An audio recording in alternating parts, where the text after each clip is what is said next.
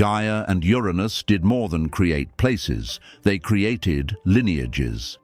Their offspring form the first generation of gods and monsters, the raw material from which all later Greek myths develop. Today we catalogue those children, examine why some terrified their father, and note the prophecy that set the next cosmic rebellion in motion. When ancient poets listed Gaia's children, they began with the 12 Titans. These deities represent broad natural and cultural forces rather than the more personal traits we see in later Olympians. Oceanus, the world-encircling river, source of all fresh water. Tethys, the nourishing currents and the nurse of rivers. Hyperion, celestial light. Later poets call him father of sun, moon, and dawn. Theia, brilliance and precious metals, mother of the radiant bodies. Coeus, inquiry and the axis of the heavens, linked to intellect and prophecy. Phoebe, clear intellect and oracular clarity, grandmother of Apollo and Artemis. Crius, the ram of the skies turning, sometimes tied to constellations and seasons. Mnemosyne, memory itself, mother of the 9 muses.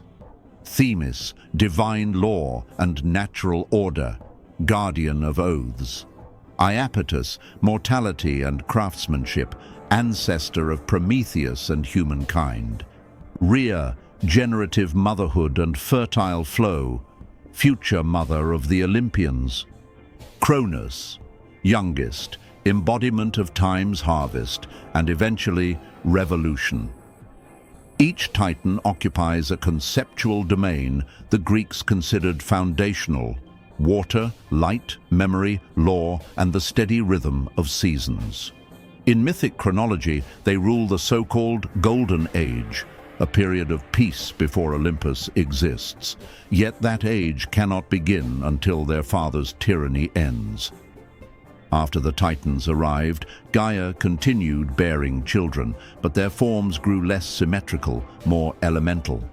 The Cyclopes, Brontes, thunder, Steropes, lightning, and Arges, bright, stand 6 to 8 meters tall, each with a single central eye.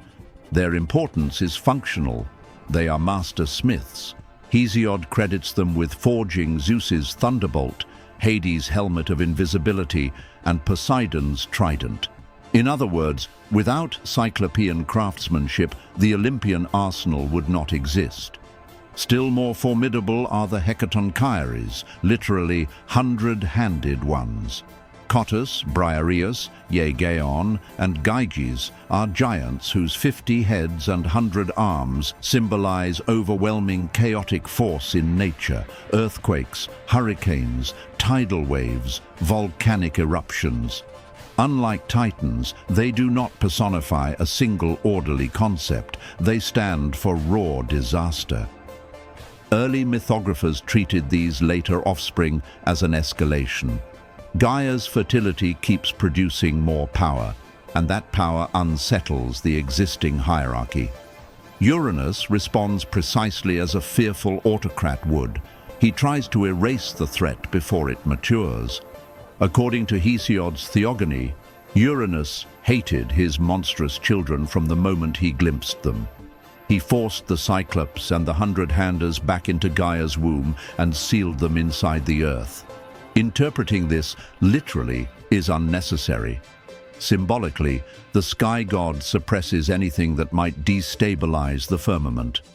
Earthquakes and volcanic rumblings are the symptoms of that suppression, the struggle of buried power pushing against the vault of heaven. Gaia suffers physically and emotionally. The earth groans, mountains crack, and rivers flood as she strains under the weight of imprisoned offspring. Mythically, this is the first recorded abuse of cosmic authority. A ruler uses raw force to silence dissent rather than integrate it.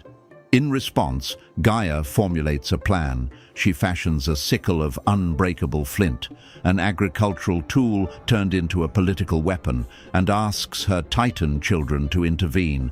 Only Cronus volunteers. Hesiod frames Cronus as brave yet calculating. Later authors paint him as paranoid and cruel, but at this stage he is simply the one son willing to challenge the old order. The act itself is decisive, but not accidental. Cronus hides, waits for Uranus to descend at night, and castrates him. Physical detail aside, the castration symbolizes removal of creative power. The sky no longer fertilizes the earth unchallenged. Blood from the wound drips onto Gaia, and out of that blood spring three new classes of beings: the Erinyes, avenging furies, the giants, and the ash tree nymphs called the Meliae, while discarded tissue meeting the sea foams into Aphrodite.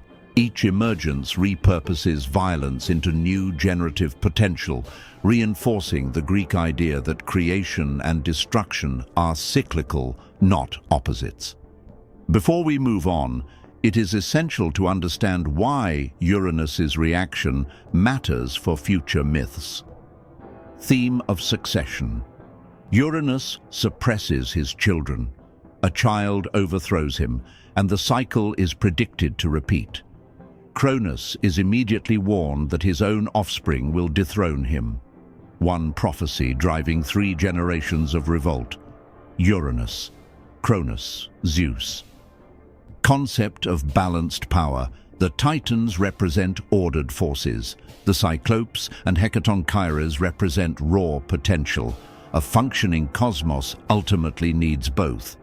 Zeus's success later depends on releasing the 100-handers to tilt the Titanomachy. Natural disaster allegory.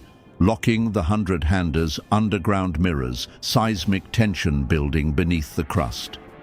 When they are freed, earthquakes accompany combat. The myth reads like early geology told through divine biography. Divine technology. Cyclopes create tools that shape divine eras. Thunderbolt, trident, and helm of invisibility point to fire, sea mastery, and hidden movement. Key innovations in Greek imaginative technology. Chronologically, our episode ends just after Uranus's fall and before the Titanomachy begins. Yet 2 echoes linger. The buried still stir. Though Cronus leaves the Cyclopes and Hecatoncheires in Tartarus at first, their liberation is inevitable. The cosmos will not stabilize until all forces, orderly and chaotic, find expression. Prophecy gains authority. Every major revolution in Greek myth is either foretold or triggered by prophecy. The warning Uranus gives Cronus frames Zeus's eventual rebellion as fulfillment, not coincidence. In summary, Gaia and Uranus populate the cosmos with 3 distinct groups. The Titans establish structure, the Cyclopes supply divine technology, the 100-handers embody cataclysm. Uranus's fear turns him from sky shepherd to oppressor, prompting Gaia to weaponize her youngest son. The resulting coup reshapes the heavens, seeds further deities, and ingrains the lesson that absolute power provokes its own downfall. Next episode, we move from genealogy to open conflict, the Titanomachy, where Zeus and his siblings test the very tools the Cyclopes will forge and enlist the 100-handers to smash the last sky-born tyranny. Stay tuned as the cosmos lurches from primordial order into its first full-scale war of gods.